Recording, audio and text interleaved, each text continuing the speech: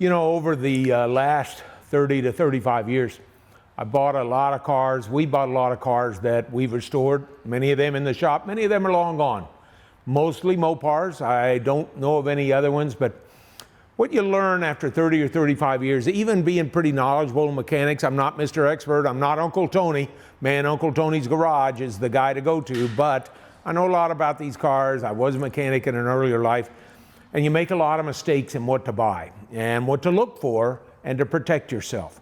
And I thought today, rather than focusing maybe on individual cars, what we ought to do is tell you what to look for, what I have learned, and what I go through when I initially buy a car. So we've started here in the shop, and you can see a lot of the cars that are here.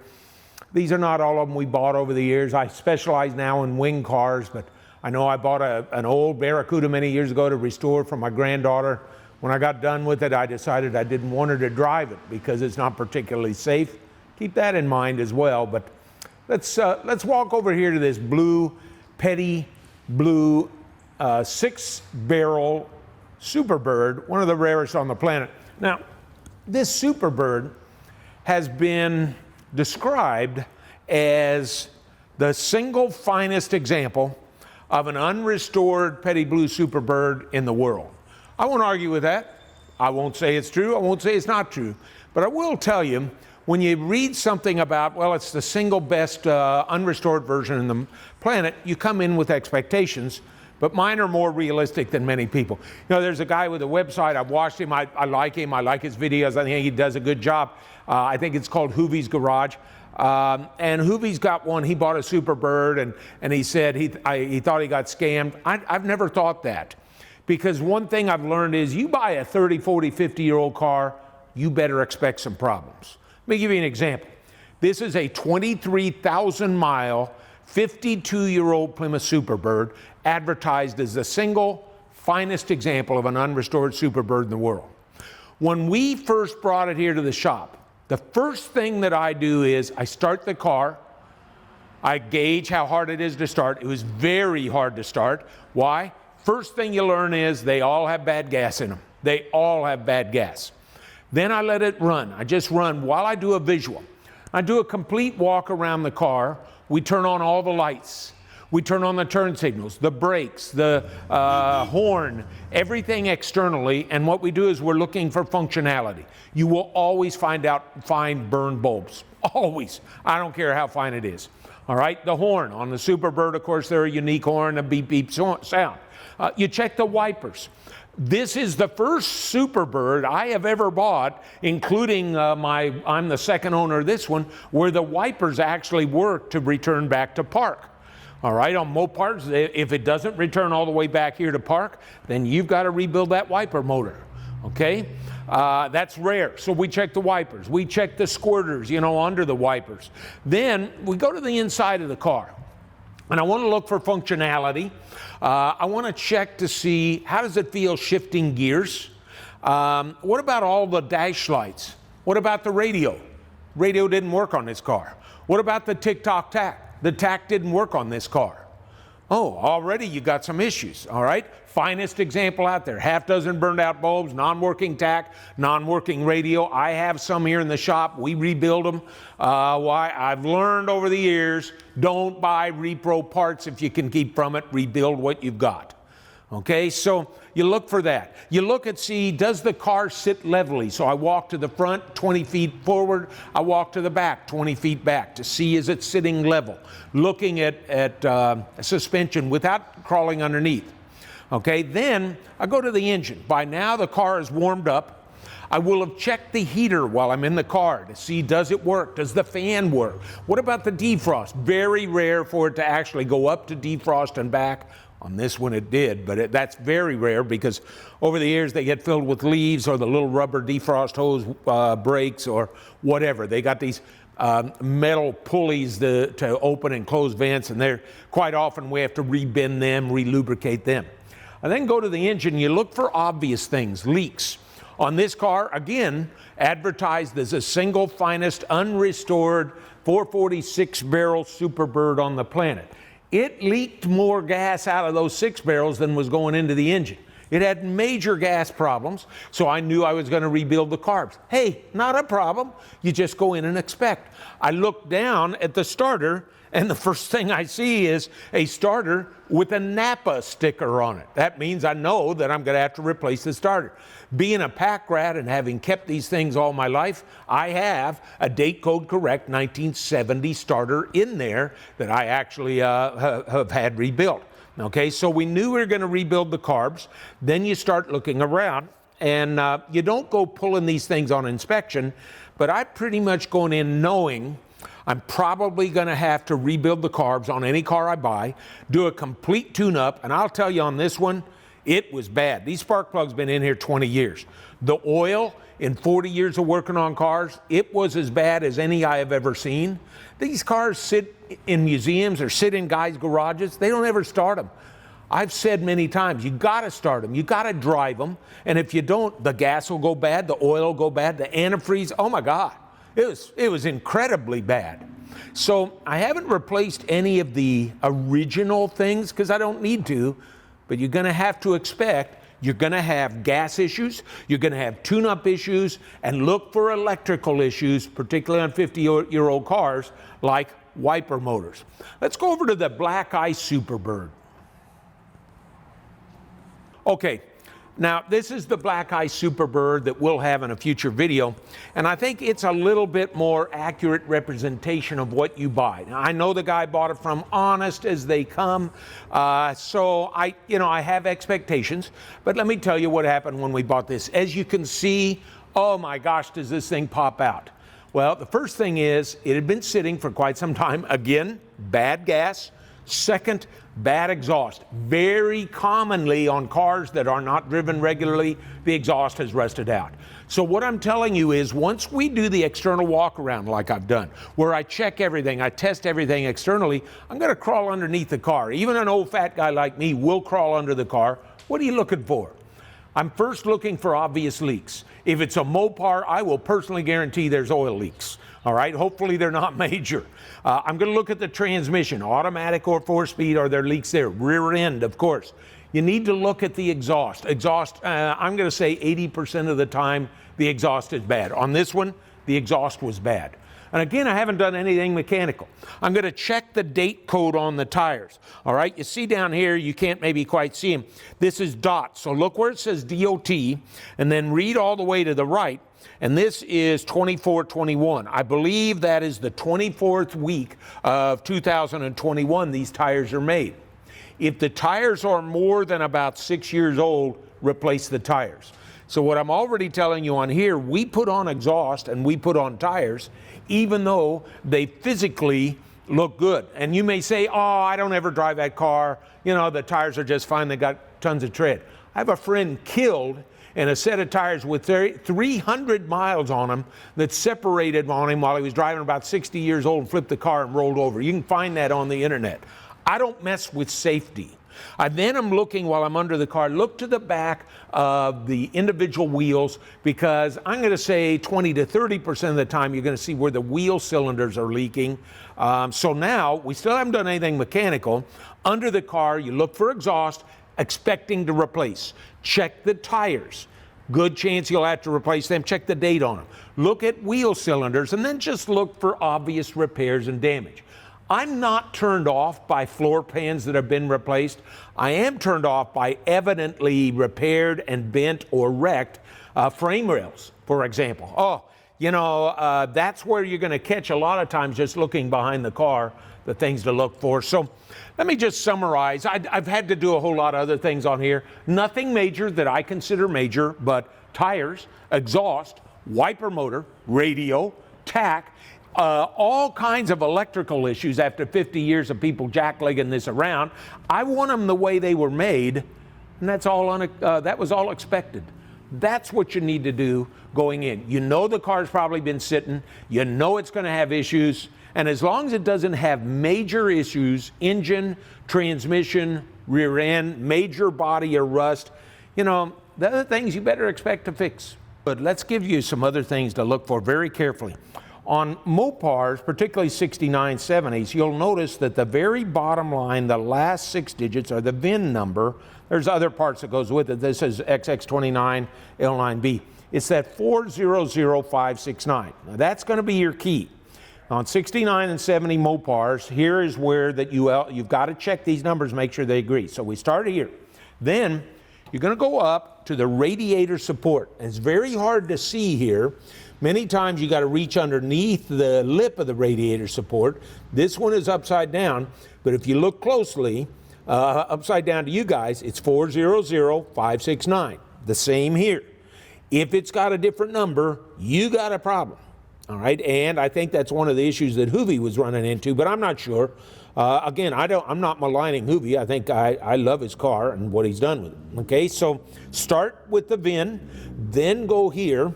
If you can get the build sheet, of course you want to compare that. The build sheet's properly called the broadcast sheet. Then the third place I'm going to check, I'm going to go up to the inside, right inside the dash. This is the riveted on VIN tag. And again, you can see if you look real closely, 400569. If on 69 it's not riveted on and it's screwed on, I'm not saying there's a problem, but I'm saying I am all of a sudden really skeptical if I have a rebody. And a rebody means I walk. I'm not interested in a rebody. There are legal issues beyond my knowledge and your knowledge, but I know in many states rebodying is illegal. But I don't want to get into that. That's not part of our discussion. There's another place that you're going to look. I don't have my trunk keys with me, but on these 69s, on the 70s, when you open the trunk of a B-body Mopar, there's a weather strip right about here, okay, inside the trunk. And if you peel the trunk back, that VIN number, 400569, better appear. Again, it's not always going to be there. There are times when it doesn't show. Maybe it's been wrecked. Maybe they never stamped at the beginning. You know, you never know. Okay, so far, again, I haven't done any mechanics. I'm just talking externally. Let's go back to the engine and let's look for a few things in the engine that we want to look for. This is a 440 4-barrel numbers matching 69 Dodge Daytona. It's got about 50,000 miles. Yes, I drive it. I drove this one to Mobile, Alabama a couple of years ago from Indiana. 1,200 miles. We drive our cars, okay? I want to look. You're going to have trouble seeing it, but you know it's a 440 from the VIN tag. See it right here on the very front where it's been scraped off? Now, you know it's a 440 versus a 383 that doesn't have that raised block VIN tag. I'm going to look to see in 69 if it's got this appropriate air cleaner. If it's got the great big one with dual snorkels, that's not a 69. You know, if you're looking for accuracy, you want to make sure you got the right air cleaner. This is the right air cleaner. You want to look to see back here, see this thing? That's the voltage regulator. They were mounted for some reason right back there where they need to be set out on a little mounting bracket from the firewall or they overheat. You will see nearly every one I have ever bought, not this one. Most of the guys over the years, they have screwed them directly to the firewall. I will guarantee they're going to go bad after a while because of the heat involved. The other big things I'm going to look for, I'm going to look to the power steering pump.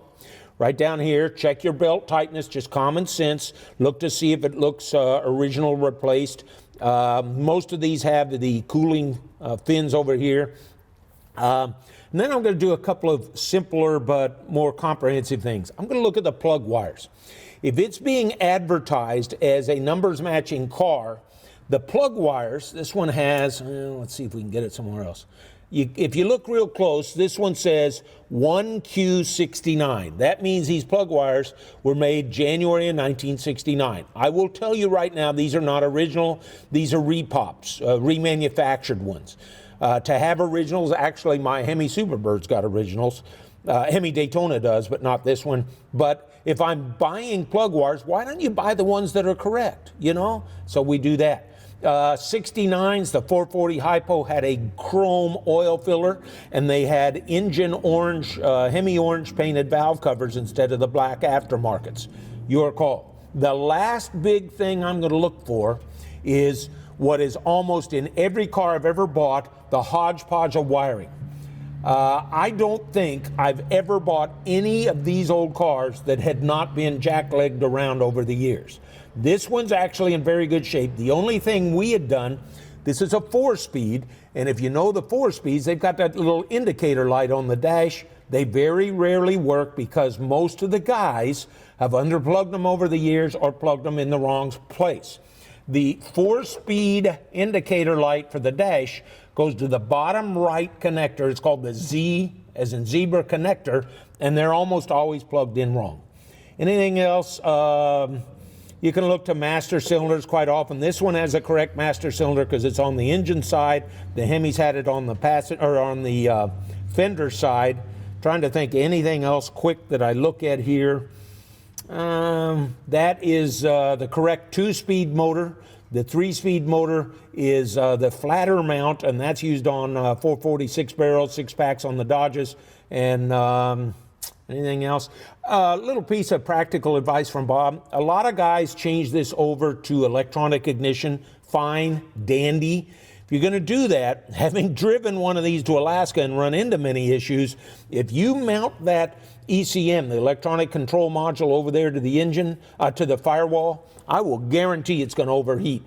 And on my white Superbird, as we talked about in the first video on that, I relocated it from there up under the nose where it's protected from the elements, but it's also protected from the heat. Anything else here? You'll note engine heater hoses. Again, they're almost always bad. These are not the originals, but they're stamped original. They looked original. Come on, guys. If you're going to replace a heater hose, why not replace it with one that looks original? Every little step with the right numbers gets you closer to resale value. And although I buy these cars to love them, I also recognize my kids are going to have to sell these cars. And if I'm going to get it in great shape, safe running condition, why don't I do it with parts that make it more saleable? Since these cars are slowly changing over to an investor market from an owner market like me, an owner mechanic market like me, you got to look long term. Everything I do, I try to do with the mind of returning it to the original because that's the way it was. You don't want a Picasso that's been touched up by some guy working at Saturday Night Live. You want Picasso. You don't want a wing car that's been jacklegged for 50 years. You want one that is the correct way that was 50 years ago. One of the things that we do in all of our cars is I maintain what's called a judge's book. A lot of times I go to car shows, I don't get the cars judged. I don't really care that much about that. But I use the judge's book as a central reference point. I have 2 copies, one at home, actually 3. I have an electronic version, one at home physically, and then one that sits in the car. As you can see on this talks about the make, model, year, the serial number, the major points with a picture of the car. If you turn it, we don't need to open it, but well, why don't we open it here for a minute? Is that okay, Jason? Mm-hmm. All right, on the inside, I have a quick summary of ownership history. I try to trace the ownership of every single car I own, every one. I'll go back and call people that bought it new 50 years ago. Well, from there, after ownership history, other things, we have had, this one has stories for pages, all the stuff I've learned from the owners and myself. Every car that I have the guy that I consider America's foremost expert on Mopars, Dave Wise. I pay to have Dave Wise come down and inspect the car. I don't ever want to say that it's a numbers matching car unless I've had an expert say it. So the Wise report, it's not cheap, it's not free, but what it does is Dave goes through and he checks all the numbers, all the VINs and everything to make sure it is what it says. Then he'll give you a 30 or 40 page report. After the Wise report, and you can see he takes pictures of the engine and all these things. The next thing that I try to do, if we've got it here, maybe not. I put various pictures of the car, and then on this one, somewhere in here, I have a picture of the build sheet.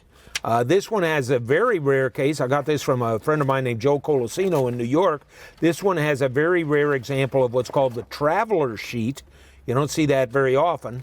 There is a reproduction. I never will pass off a window sticker as real unless it is real. I've only got one car that's real, and that's the blue Hemi Super, or the blue 6-barrel Superbird. I type reproduction so that everybody knows I'm not trying to pass something off that's not real. There's your VIN tag. ownership history of the car, and I'm trying to go. There is a traffic ticket I found under the dash from 1970, and it's those little things that really matter. If you look real close, that's how I got the name of the original owner. And then we should have, there, a friend of mine out in St. Louis, Gene Lewis, decodes the build sheets, okay? So this is called the build sheet. This is a photocopy. I have the original in the safe at home, actually. He decodes all these things on here, and then he printed the written report to show everything that's in it. And I think I have, well, that's pretty much it. Now, so that's the judge's book. I don't get them all judged. It's rare, but I do keep that with the car because a lot of people have questions and they love reading it. The next thing I do is I carry with every car, I run these off myself. I want to know the last time I filled it up. This one says I filled it up April 10th of 22. It had 50,061 miles. I put in 9 gallons of non-ethanol. I add seafoam to about every other tank because it extends the life of non-ethanol. We have a local station I get non-ethanol. And then finally, on these older cars with original engines, because they don't do well without lead, I add an octane booster. And I keep that literally right here on the console so I always know how old the gas is in it. Finally, in my inspection, as I'm going through the car, I'm going to look just to see what does it have? What looks like it's working or beat up? Some of these cars are really beat up. This one was excellent shape. Joe Colasino really kept it good. I have my own oil change stickers that I have printed, and then I print myself. I changed this one at 50,031 miles, and it's got 50,066 on it, so doesn't really need an oil change for a while. And then the last thing I'll do is from the inside, as we said, hook up the battery, start the car, check the functionality of the gauges and the lights, check the horn, look at the rubber pedal covers to make sure that they look good. If they got a whole lot of wear and it's only showing 23,000 miles, something's wrong in that picture. And there's the inside. There's the practical judge's book. Folks, it's an incredible amount of information. There's no secrets. I want to try to help everybody. And I hope this guidance helps you out in looking at your muscle car, whatever make or model. I appreciate them all. GMs, Fords, Mopars, of course, in particular, AMCs even, and DeSotos, and some of those other ones. I appreciate them all. I hope I've given you a little help in what we look for when we're buying a car. What are we looking for now? Well, I got a pretty complete Superbird collection, but I'm looking for 1 or 2 or 3 more, and we'll see how that goes. I'll let you know. Thanks.